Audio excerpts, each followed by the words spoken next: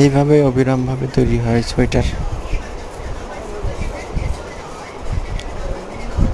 অটোমেশনে মানুষের হাতের ছোঁয়া ছাড়া তৈরি হয় সোয়েটার।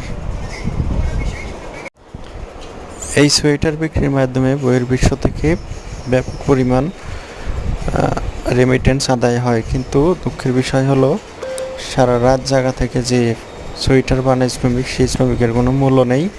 মাস শেষে যে বেতন দেয় তাদের ঘর ভাড়া, বেতন এবং খাবার টাকা দিতেই চলে যায়।